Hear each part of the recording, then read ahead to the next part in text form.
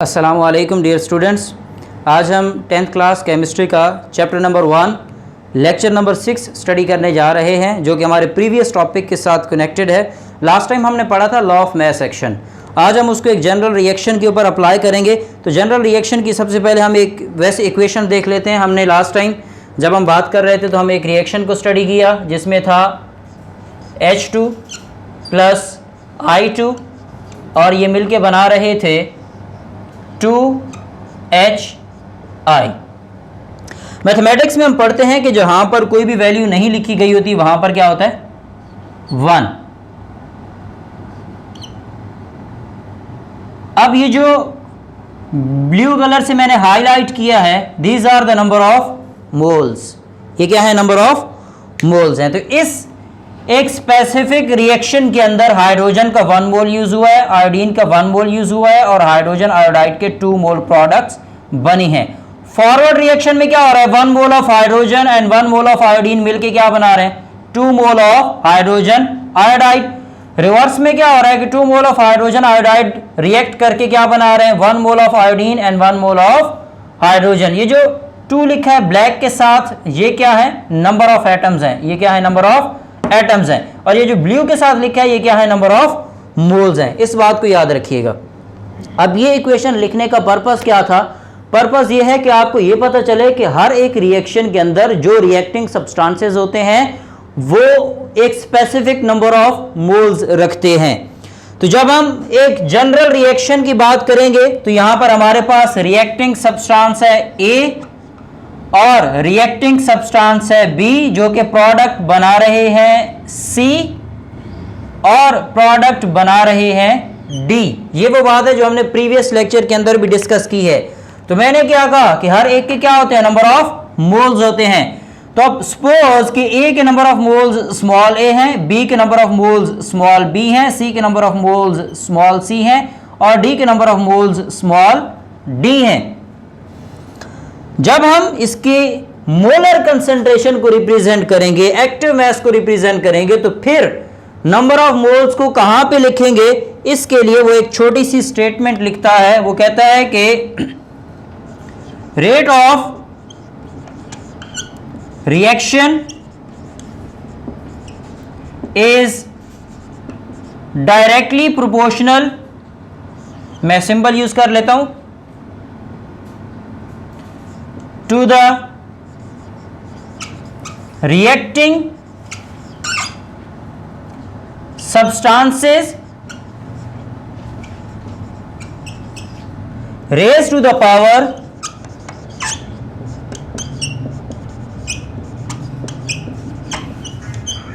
equals to the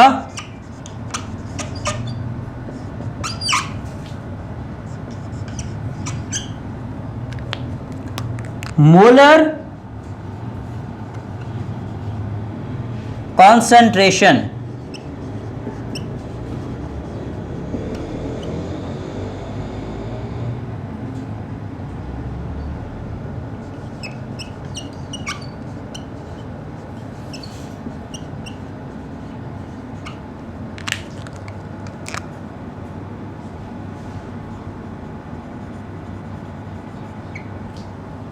तो ये हमारे पास स्टेटमेंट है। अब इस स्टेटमेंट की मदद से हम इस इक्वेशन को सॉल्व करने लगे हैं। वो क्या कहते हैं? Rate of reaction is directly proportional to the reacting substances, active mass of reacting. तो ये एक्टिव, इनके सब्सटेंसेस की किस चीज की बात कर रहा है? एक्टिव मास की। ये बात हम already law of mass section के अंदर पढ़ चुके हैं। दोबारा से स्टेटमेंट को देखें। वो क्या कहते हैं? Rate of reaction is directly proportional to the active mass of reacting substances raised to the power equals to the molar concentration। वो क्या कहना चाह रहा है? वो ये कहता है कि reacting substances, अब reacting substances कौन से हैं? फॉरवर्ड रिएक्शन की मैं बात करूं तो फॉरवर्ड रिएक्शन में A और B रिएक्टिंग सब्सटेंसेस हैं। रिवर्स रिएक्शन की बात करूं तो C and D reacting substances हैं। तो वो क्या कहता है कि rate of reaction is directly proportional to the reacting substances. तो मैं यहां पर सॉल्व करता हूं। Rate of reaction is directly proportional to the reacting substances. Reacting substances कौन है? ए की पावर ए, बी की पावर, बी के number of moles B, C के number of moles C and D के नंबर ऑफ मोल्स डी। अब हमने इनके एक्टिव मास को रिप्रेजेंट करना है, तो वो सिंपल सी बात करना चाह रहा है कि वो कहता है कि जब हम इसके एक्टिव मास को रिप्रेजेंट करेंगे तो rate of reaction is directly proportional to raise to the power. Power में किसको लेके जाना है? Equals to the molar concentration, equals to the molar concentration. Active mass हमने लिख लिया, रिएक्टिंग सब्सटेंसेस के एक्टिव मास मैं यहां पर लिख देता हूं। ये मेरे पास आ गए इन सब के active mass.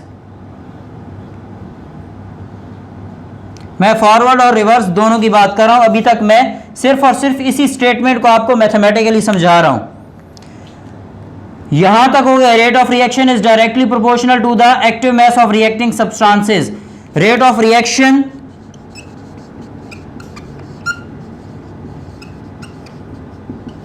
Is directly proportional to the active message of reacting substances. ये फॉरवर्ड रिएक्शन के एक्टिंग सब्सटेंसेस हैं, ये रिवर्स रिएक्शन के एक्टिंग सब्सटेंसेस हैं। तो rate of reaction is directly proportional to the active mass of reacting substances. क्या है? Raise to the power equals to the molar concentration. कि जो चीज आपने पावर में लिखनी है वो किसकी इक्वल होनी चाहिए? Molar concentration. तो मोलर कंसंट्रेशन क्या है? ए की, ए जिसको मैं यहां पर ब्लू से लिखने लगा हूं, ए की मोलर कंसंट्रेशन ए, बी की मोलर कंसंट्रेशन क्या है? Small B. तो मैं यहां पर पावर में क्या लिखूंगा? Small B. सी की मोलर कंसंट्रेशन क्या है? Small C. डी की मोलर कंसंट्रेशन क्या है? स्मॉल डी है। यहां तक ये था मैथमेटिकल एक्सप्रेशन इस पूरी की पूरी स्टेटमेंट का, जो कि बच्चों को समझ नहीं आती। तो मैं इसको दोबारा से दोहरा रहा हूं कि मैंने क्या किया है। उसने कहा rate of reaction is directly proportional to the active mass of reacting substances. मैंने कहा रेट ऑफ रिएक्शन फॉरवर्ड की बात करूं तो वो ए और बी पे डिपेंड कर रहा होता है, रिवर्स की बात करूं तो वो सी एंड डी पे डिपेंड कर रहा होता है। इट मींस कि जब मैं ओवरऑल बात करूंगा तो ए बी सी डी ये सारे के सारे रिएक्टिंग सब्सटेंसेस हैं। तो ए बी सी डी अपनी मोलर कंसंट्रेशन के साथ लिख दिए। वो क्या कहता है? Raise to the power equal to the molar concentration. कि rate of reaction is directly proportional to the active mass. तो एक्टिव मास को हम मोलर कंसंट्रेशन में रिप्रेजेंट करते हैं, और उसके बाद ये सबके एक्टिव मास लिख लिए। Raise to the power equals to the molar concentration. तो पावर में क्या लिखनी है? इनकी मोलर कंसंट्रेशंस लिखनी है। तो हर एक की मोलर कंसंट्रेशन, चूंकि मोलर कंसंट्रेशन को पहले लिखा जाता है तो जो पहले वैल्यू लिखी है मैंने उसको किस में लिख दिया है? पावर में। अब यहां तक कि अगर आपको डेफिनेशन समझ आ गई है तो आगे कुछ भी मुश्किल नहीं है। आगे हमने सिंपल अप्लाई करते जाना है लॉ ऑफ मास एक्शन को। तो लॉ ऑफ मास एक्शन को मैं यहां से इस इक्वेशन के ऊपर अप्लाई करता हूं, ये जो हमने यहां पर लिखी हुई है। अब इस रिएक्शन में हम देखते हैं कि सबसे पहले molar concentration,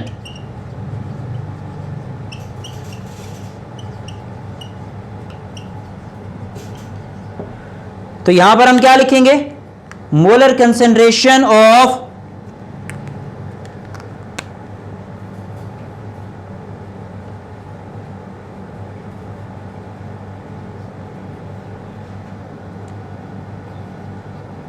A into A comma small B into B comma small C into C and comma small D into D. मैंने क्या बात की है कि molar concentration of A B C and D are क्या है जी? A raise to the power A, B raise to the power B,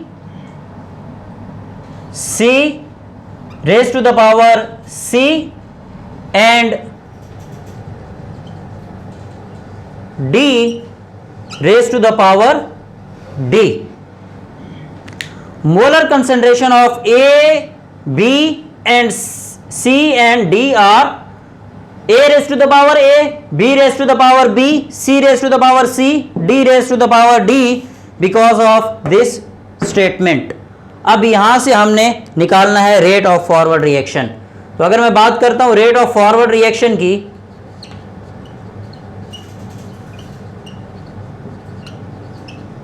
तो rate of forward reaction is directly proportional to the active mass of reactants. तो active mass of reactants कौन कौन से हैं?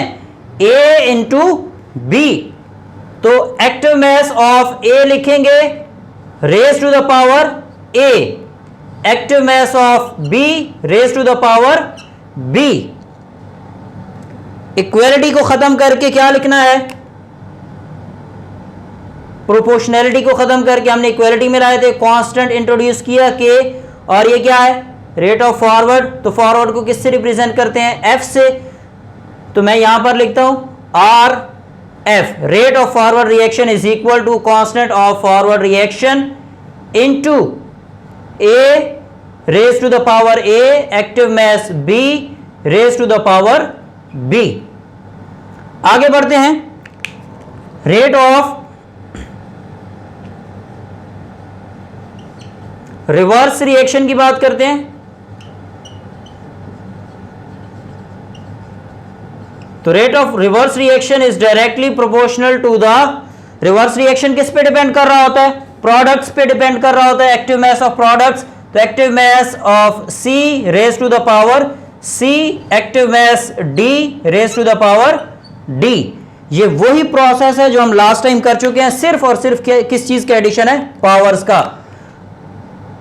Rate of forward, तो rate of forward के लिए rate of reverse के लिए R small r is equal to, proportionality को खत्म करके इक्वालिटी, तो कांस्टेंट K को इंट्रोड्यूस किया और K R constant of reverse, active mass of C raise to the power C and active mass D raise to the power D. तो यहां तक हमारे पास क्या होगा? रिवर्स रिएक्शन भी हो गया. अब बात करते हैं इक्विलिब्रियम की.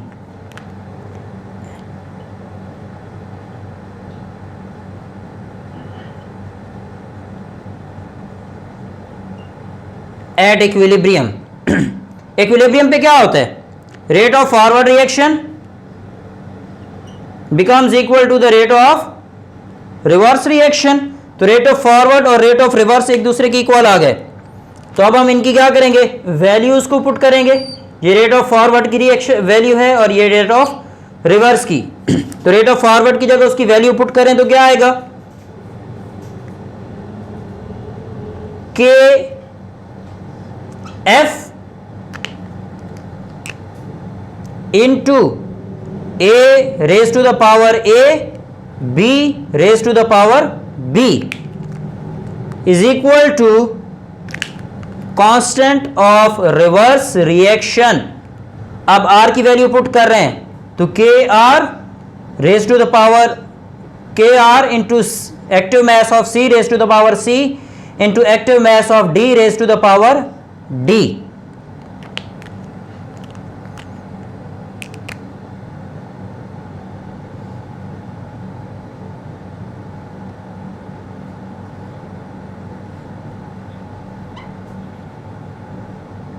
अब हमें करना क्या है? हमें एक सिंपल सा प्रोसेस करना है कि जो कांस्टेंट्स हैं उनको एक साइड पे कर देना है और जो एक्टिव मैसेज है उनको दूसरी तरफ. तो अगर मैं इस कांस्टेंट को दूसरी तरफ लेके जाता हूं के आर को, तो ये के एफ से क्या हो जाएगा? डिवाइड हो जाएगा. तो क्या बनेगा? के एफ ओवर के आर. और दूसरी तरफ क्या बनेगा? ये के आर उधर चला गया. अब ये देखें A इंटू के एफ ये मल्टीप्लाई हो रहे हैं, तो दूसरी तरफ आगे क्या हो जाएंगे? Divide. C raise to the power C, D raise to the power D over A raise to the power A, active mass B raise to the power B. याद रखें कि जो स्क्वायर ब्रैकेट के अंदर हम लिखते हैं वो क्या होता है, एक्टिव मास होता है। अब ये जो हमारे पास रिलेशन है, इस रिलेशन को हम क्या नाम देते हैं, K C, that is equal to C raise to the power C D raise to the power D over A raise to the power A B raise to the power B. और अगर हम इसी expression को देखें तो मैं यूं भी कह सकता हूं K C is equal to K F over K are. और अगर मैं थोड़ा सा और आगे बढ़ूं तो मैं यूं भी कह सकता हूं K C is equal to K F over K R is equal to active mass C active mass D raise to the power D, active mass A raise to the power A, active mass B raise to the power B. तो ये हमारे पास तीन मुख्तलिफ तरह से results जो हैं इनको लिखा जा सकता है। आज का जो टॉपिक था इसमें से कभी भी शॉर्ट क्वेश्चन नहीं पूछा गया, कभी भी सिर्फ और सिर्फ लॉन्ग क्वेश्चन के तौर पे आया है और कई मर्तबा आया है। तो आपने वो स्टेटमेंट ही डायरेक्टली स्टेटमेंट पुट करता है, वो कहता है कि define law of mass action, drive the expression for the equilibrium for a general reaction. तो आपने इसी पैटर्न के ऊपर इस सारे को अटेम्प्ट करना होता है। बाकी ये जो दो लाइनें हैं, ये लाइनें सिर्फ और सिर्फ आपको समझाने के लिए थी इस स्टेटमेंट को, इनको पेपर में लिखने की कोई ज़रूरत नहीं है, ये सिर्फ और सिर्फ आपकी कॉन्सेप्चुअल क्लैरिफिकेशन के लिए थी। तो आज का हमारा टॉपिक यहाँ पर मुकम्मल हुआ। इंशाअल्लाह फिर मुलाकात होगी 7th लेक्चर के साथ, जहाँ पर हम इक्विलिब्रियम कांस्टेंट की इम्पोर्टेंस को डिस्कस करेंगे। तब तक के लिए अल्लाह हाफिज़।